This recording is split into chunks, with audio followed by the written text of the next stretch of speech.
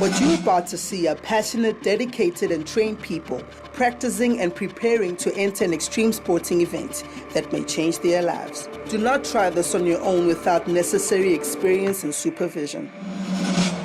Breathe in, breathe out. This moment's what it's all about. Want to be great, your goal to wait. Don't hesitate, accelerate. Set for the race, aim to give it all I got. Mind is set, gonna reach the highest spot. Working hard in order to fulfill my goal. Nothing can stop me from getting what I'm going for. That's being great, I was working till it's late, so I won't hesitate. Gotta get to first place, hands on the golden plate. I'll concentrate, won't hit the brake, just move forward, accelerate. Welcome back, accelerators. Last week, we saw 16-year-old equestrian rider Kelly and her trusty companion Trust Fund hurdle their way to a few rosettes for their local pony club event. Today we meet two new accelerators and find out how they prepare for their upcoming event. We meet 15-year-old tennis prospect Robbie Ahrens. Tennis is a racket sport played against a single player or teams of two. Played on a rectangular court separated by a net. Tennis involves hitting the ball over the net to your opponent and returning serves until the first player is unable to reply or the ball lands out of the designated area. We also meet 15-year-old figure skater Mia Erasmus. Figure skating is an individual sport but can also be performed in a group. The sport involves a skating routine which has elements of dance and gymnastics that is choreographed to music and may include moves such as spins and jumps. So let's meet these two awesome accelerators as they prepare for their upcoming events. My name is Robbie Ahrens. I'm 15 years old. I'm grade 10 and I play tennis. I stay in Cape Town with my parents and my sister. I started playing tennis at the age of 3. When I was small, like 2 years old, I used to go watch my parents play senior league, and the members at the club used to throw tennis balls at me and I used to practice shots, and then from there it just grew. My first competition I participated in was at the age of 5. I love tennis so much because it's just a feeling when I play it. I just love it so much. When I'm playing tennis, I feel alive. Adrenaline rush. I feel emotional, passion when I'm on the court. I first knew I wanted to become a professional tennis player as soon as I started playing tennis. That's what I was working for since I started. My future plans for the sport is I want to become a professional tennis player. At the moment, I'm just trying to focus on tennis. My biggest dream in life is to become #1 in the world. To complete that dream, I'm going to be playing a lot of ITF and hopefully ATP tournaments to get enough points to become #1 in the world. And ITF is under 18 and ATP is men's open. The event I'm practicing for is the Western Province Classic Schlesinger tournament. This event is so important to me because this could really help my ranking and push it up. If I win this event, my ranking would move up by 1 spot, which is quite nice, and I've never won one of these events before. If I lose the event, the people behind me could catch up to me and I could lose my spot.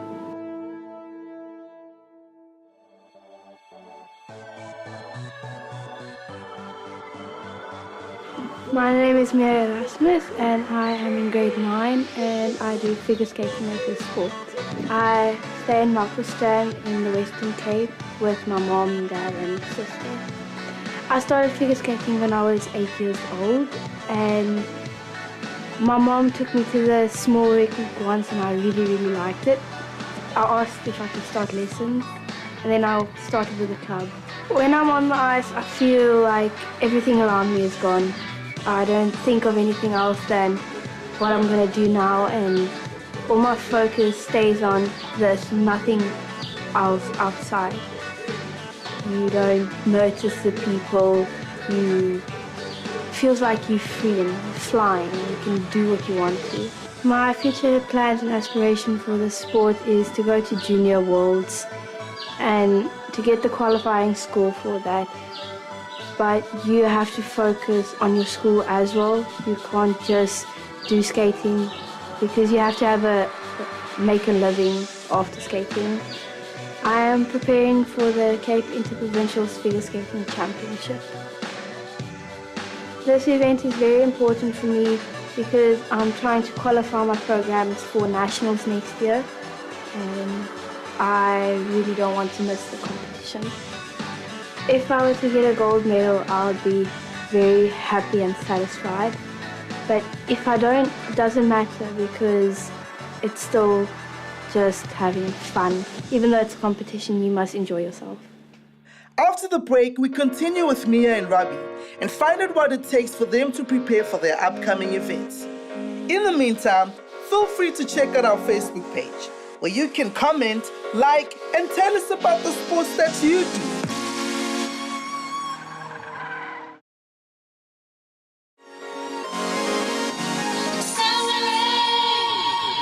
Welcome back to Accelerate. We're gliding around the ice rink with 15-year-old figure skater Mia, and we're serving up some volleys on the courts with 15-year-old tennis player Robbie. They're showing us what it takes to compete in their upcoming provincial events. Let's check it out.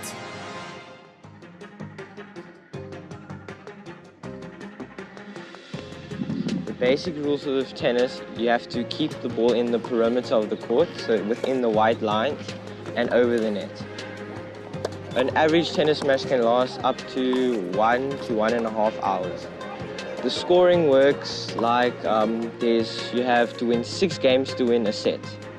And if it's a best out of 3 sets, you need to win 2 sets to win the match. If it's a best out of 5 sets, you need to win 3 sets to win the match. In a normal ATP tournament, it's best out of 3, but if it's a Grand Slam, it's best out of 5. A Grand Slam is the biggest tournament of the year. There's only 4 of them. When you're scoring like 15 love means you won the first point of the game. 30 love means you won 2 points in that game. 40 love is 3 points. And then if you win the 4th point, it's game. So that means you got 1 game. A set is 6 games that you win. Tennis is a very expensive sport. Like coaching can cost up to 8 to 10,000 rand a month. Gear that I use would be is a racket, tennis racket, tennis balls, shoes, and strings for the racket. So you get different kinds of strings. You get strings for spin, durability, or power. The risk associated with tennis is you could get injured and be out for a long time. You could tear a muscle in your shoulder or in your leg, and then that will put you out for a long time, or you can maybe just fall and knock your knee out of place. My fears for the sport is getting really badly injured that I can't carry on playing tennis, and that it doesn't work out for me.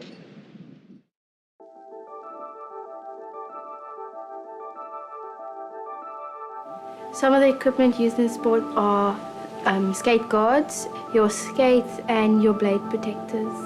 Okay, so your blade protectors is made that you can walk around on the tile floors and not damage your blades, because if your blades get damaged, you can't skate.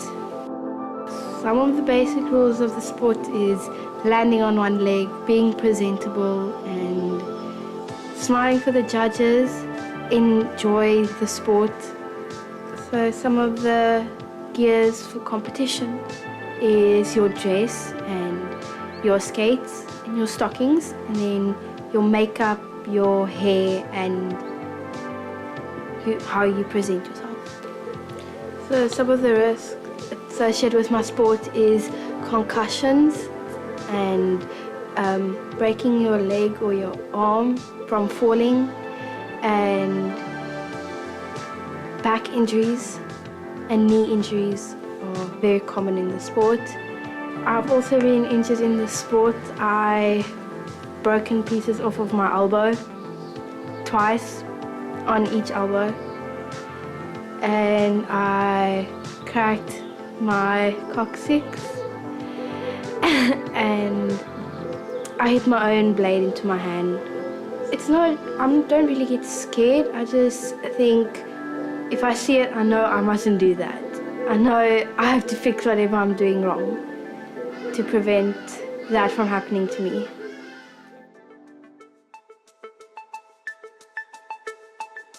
Playing tennis takes a lot of dedication from my parents because they take me to my practices, they take me to my matches, tournaments.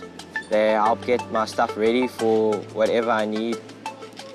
The positive impact that the sport has on our family life, it keeps us out. We're outdoors, we're around healthy, competitive environments. The kids aren't in malls, they're exercising, they're getting fresh air, they're learning a discipline. That's the positive impact it has on our family life. The negative impact that the sport has on our family life would be that, especially around festivities, Christmas time, birthdays, the children miss a lot of those celebrations. The day before Christmas, they were playing a final of a tennis tournament while other people were wrapping presents. So that's probably the only negative impact. A tennis season goes all year through. Occasionally in June, when it rains a lot, there aren't tournaments, but basically February coming up, there's a tournament every weekend. So it runs all the year through, and tournaments, the local tournaments, they'll start on a Friday after school at 2:30, and they will go through till Sunday, if there's doubles, possibly till 4 or 5 in the afternoon. As with any sport, there's a risk of injury with tennis. The best we can do is condition the kids, make sure they do their stretching, they cool down afterwards, and just prepare them for it. My dad's been coaching me since I was 3, so he's my main coach, and he always takes time out to talk to me. The reason I think Rob is good at the sport, I think because he's very competitive, and I think because me and his mom and most of our friends all play tennis, and I think he's around tennis all the time, so I suppose that's why he excels at tennis, because he's around it all the time. I'm very happy with Rob's dedication to his training. He's proven to us in the last year that he's willing to work hard at his game, and he's become more of a professional about the way he approaches tennis. He's got an awesome program at the moment. He's got some great coaches around him that is helping him with his fitness. This facility was created as a pure high-performance academy. The objective is to make sure that if there's any kid out there who is talented, hungry, and deserves to be here, he's going to get that opportunity in South Africa. And that was the purpose and goal, so that we're going to give every child who deserves the opportunity and who should be here, he must be here.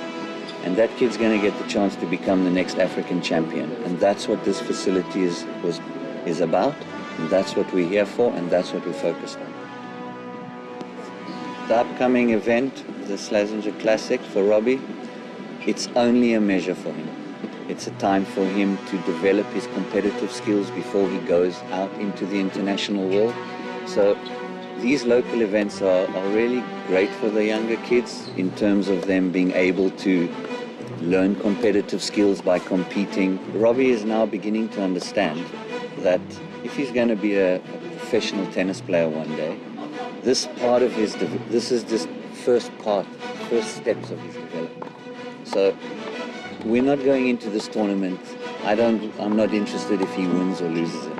I'm interested in that he goes into this tournament and that he feels for himself that, hey, I can deal with this level, I'm good enough, I can do this, I can go internationally and play.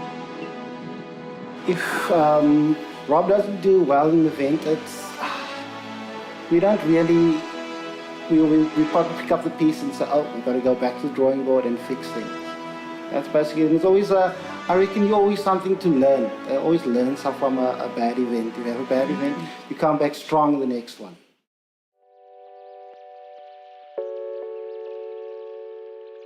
This sport requires a lot of dedication from my parents, because some mornings you skate at 5 o'clock, then my mom needs to take me, and then it's less time for them to get ready because I need to get ready, and then they get home late at night and it would be really tiring, but they'll still do it for you.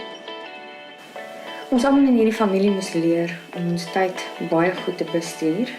Ijskots vat vreeslik baie tyd van ons en dit het ons nogal geleer dat vroeg opstaan is belangrik, al hou ons nie daarvan nie. Ons moes leer om 'n bietjie meer te spaar want ijskots is 'n duur sport en dit leer vir my baie dissipline.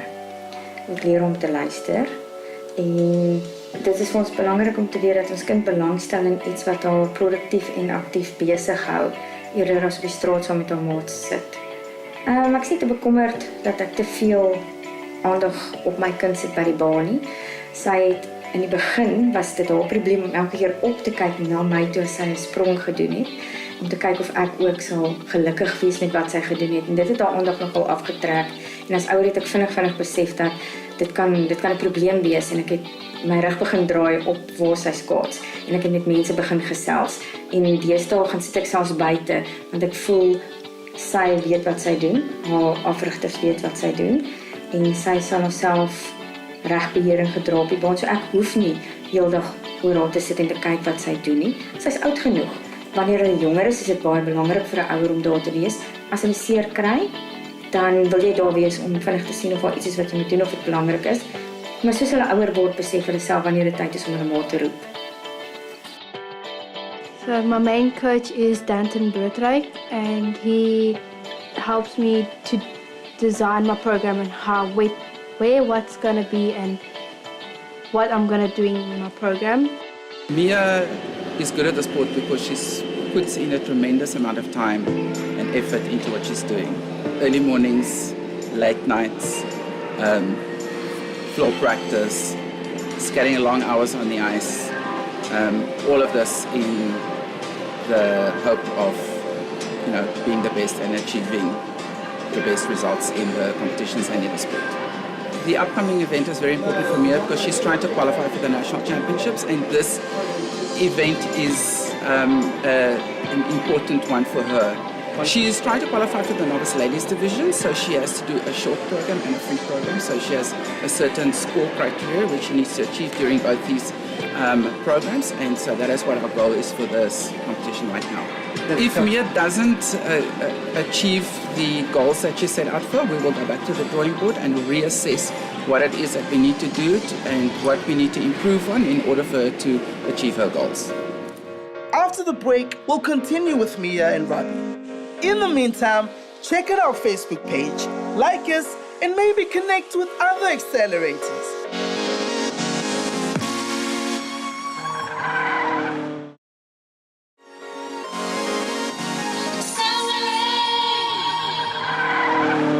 Welcome guys, this is Accelerate.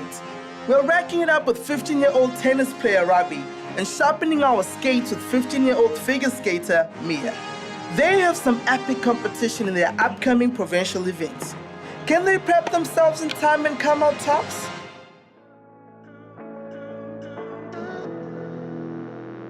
On Tuesdays, I practice for 5 hours, but I'm there for 7 hours. On a Thursday, I practice 3 hours, but I'm there for 4 hours. And on Fridays, I practice 2.5 hours. And on Sunday mornings, I practice 3.5 hours. The way I manage my schoolwork and sport activities is I do most of my schoolwork at school, and then I go to skating, and then I'll do some work there, and I'll come home, and if it's not done yet, I'll do it here. But most of the time I do it at school. So one of my biggest achievements that I had is I placed first in Western Province Championship, and I got chosen to go to France. And I went to France and it was an amazing experience. Then I also got chosen to go to Croatia, but I declined that chance because it was in my final exams. Biggest lesson this sport has taught me is to be confident and don't be negative of anything, because anything is possible if you try.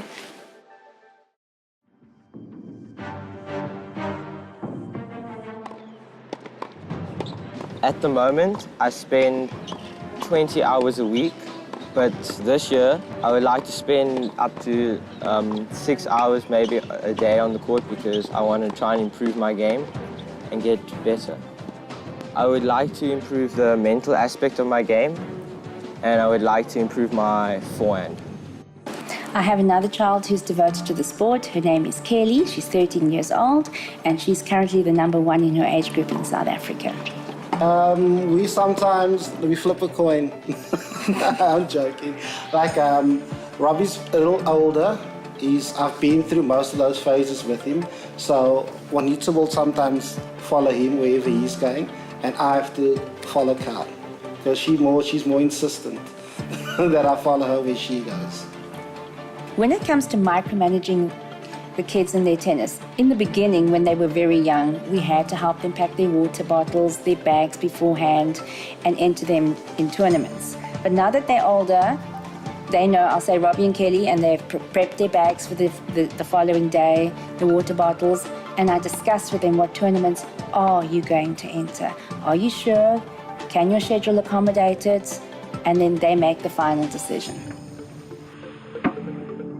My schoolwork and tennis, they balance because I work on my game during the week, I practice, and then on the weekends when I have extra time, I catch up with all the schoolwork that I miss. The future aim for Robbie, we'd like him to go pro.